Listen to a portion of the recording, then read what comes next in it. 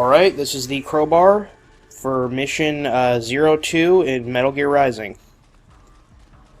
This mission is a bit more stealth-oriented than the first one. Stealth is mostly optional, but it can really help out, and you can take out some powerful enemies without having to fight them. First thing you can do is run over and grab this little item in the chest here, and then when you get to this area, you're going to get introduced to the Mastiff. Mastiffs are pretty tough. They're one of the harder enemies in the game, especially if they come in groups with multiple people. They have long-range attacks, but their main threat is at close range. They have a couple grab attacks, like this one here, and they have a lot of sort of big wind-up punch sort of attacks. There's no real trick to taking them down. You can counter pretty much anything they throw at you, except for their grab attacks. Those are unblockable. And even those, you can wiggle out of them. Since they're a big enemy, if you do enough damage to certain areas of them, they'll go blue and you can chop them off in Zangetsu. Doesn't really make them that much easier unless you can cut off both of their arms.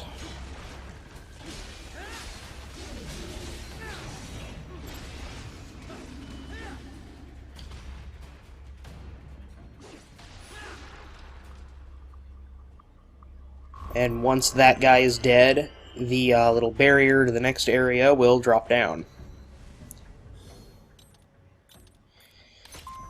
And if you got the pole arm at the end of the last... Well, everybody got the pole arm at the end of the last mission, but you might not have bought it yet. If you haven't bought it, you should. It's a really, really good item to have for your first time through. Now, you'll come out into this next area on top of a catwalk. And like everything else, you can one-shot these guys with stealth. Since they are big guys, it makes them a lot easier. Once you've taken care of the first one, the other one's back should be turned to you, and you can run down and get him in the same way.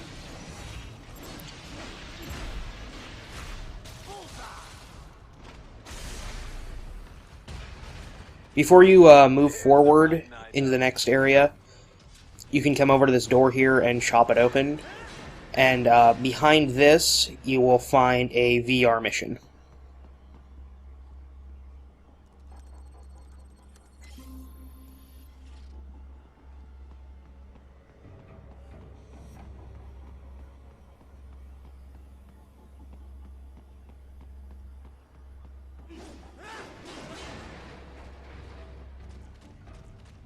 Head over here and chop down the gates, and then jump down the big tunnel.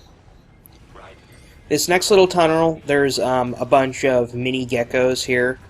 They're not, like, a threat at all, but they can be really annoying.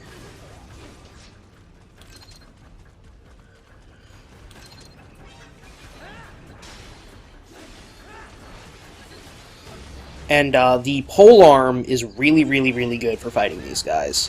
It's got a nice big range, and it can cover all around you, so it's really hard for them to jump on your back, which is the hardest part of fighting those guys.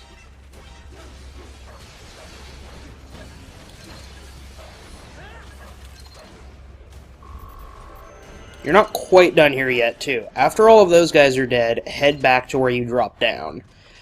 This is going to be the location of something that you can get an achievement later, but it's also just useful. In the game, there are humanoid geckos scattered around that are just two of those guys on top of each other. And if you kill all of them, you get an achievement or trophy, depending on what you're playing. But if you're not doing that, then you will also gain 5,000 BP for one of those that you kill. So it's a nice little... Even if you're not going for the achievement or the trophy for them, you can get a lot of upgrade material.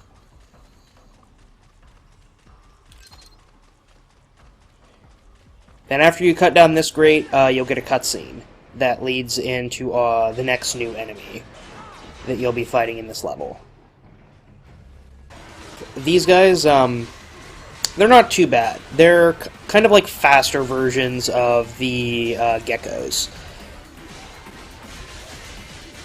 They hit kind of hard, and they're pretty fast, but they're also pretty weak.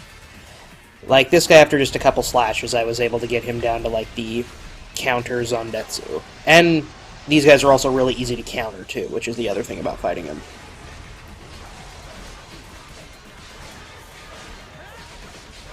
They have one really bad attack that you want to watch out for, which is this glowing purple move here. If you damage them enough, that'll knock them out of it. But if you get hit by that, it's a big stun, and you'll get stunned for several seconds, and they have no problem with kicking the crap out of you while you're stunned. And these guys are same thing like a lot of the other big enemies too. If you're having trouble with them, just do a little bit of damage and then chop off a leg or something, and it really weakens them. All these guys can do if you chop off a leg is really shoot at you with their little weak gun. After the next cutscene, they continue going forward and chop this door down. And right inside this room, you will find another VR mission. They're not going to make it easy to get into that lab. Is there some way you could sneak past? You will also find a box in this area, and that lets you stealth through this next part here.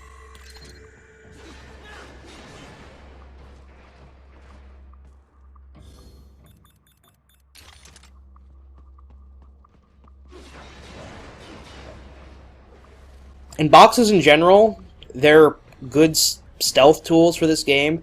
I mean, it's kind of an in-joke from the old Metal Gear Solid games, but in this, it's really the best way to do stealth. And this part's a little boring here. You just gotta wait for this guy to come along the catwalk towards you, and then once he turns his back towards you, pop out and stealth kill him.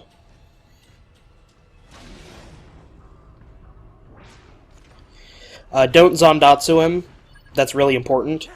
You'll break that catwalk, and we need that catwalk to be functional for something we're going to do in a minute.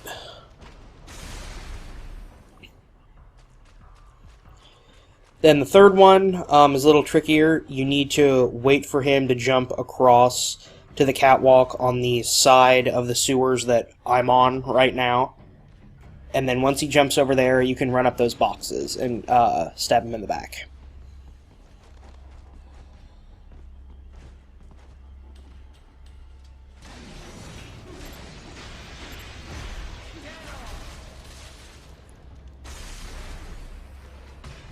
Then once those guys are done, there's a chest in here that we can get a data module from. And to get that, we need to walk across this catwalk over here. That's why we didn't do that. And you'll also get a message about somebody calling in backup, which we're also going to take care of here in a minute. Yeah, blade mode open this to get your data, and then head back up to this last area for an optional fight. You don't have to do this. It's optional, but you can get an achievement if you do it. And the fight itself doesn't give you an achievement, but the enemy you're fighting here, which is this kind of little pontoon fireboat thing, there's barely any of these in the game. In fact, I think you fight them here in about 5 minutes, and that's the only time you'll ever fight them. And there's an achievement for killing 5 of these. And I kind of get beat up a bit in this fight because I'm not really paying attention all that much, but they're not really that bad. They have pretty low health, and it's really easy to trigger the Zandatsu instant kill on them. Keep on coming. Yeah, pretty much their only attacks. They have that initial charge, they'll spin when they're near you, and they'll shoot fire. And if you do damage, I think you can knock them out of all of those. Their fire is their most annoying attack, and but the easiest way to avoid it is you can just run circles around them with Ninja Run.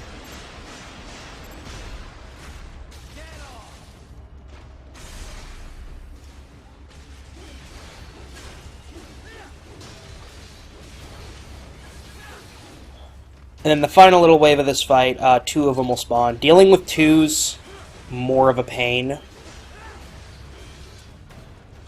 but they're still not all that hard. Just try to focus on one at a time, and you'll get them down.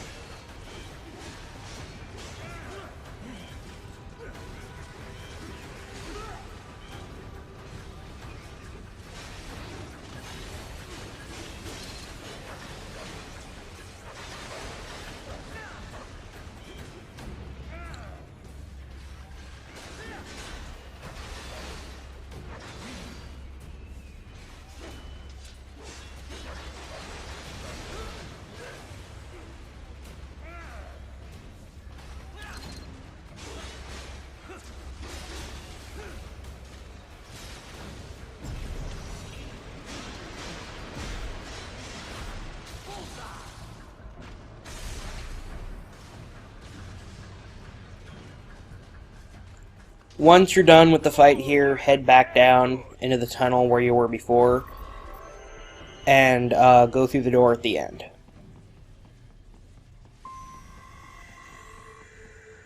You've already killed everything that's down this way, so you don't need to worry about anything being here.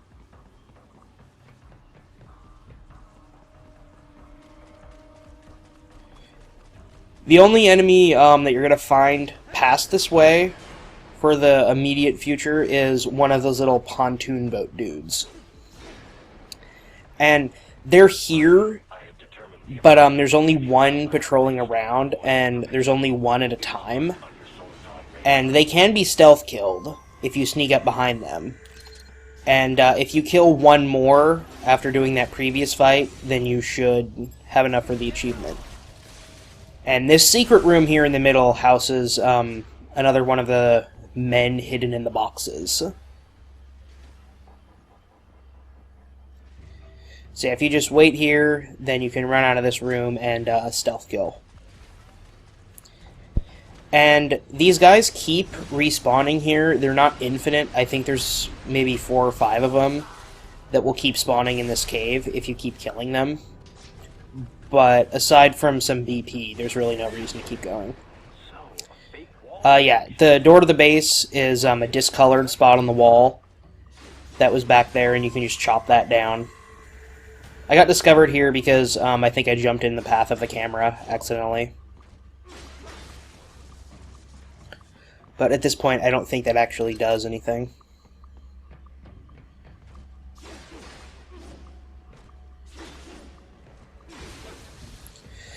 So deal with all the cameras, and then go through this door here. And that finishes up kind of the first part of Mission 2. And we'll be on to the second and final part in the next video.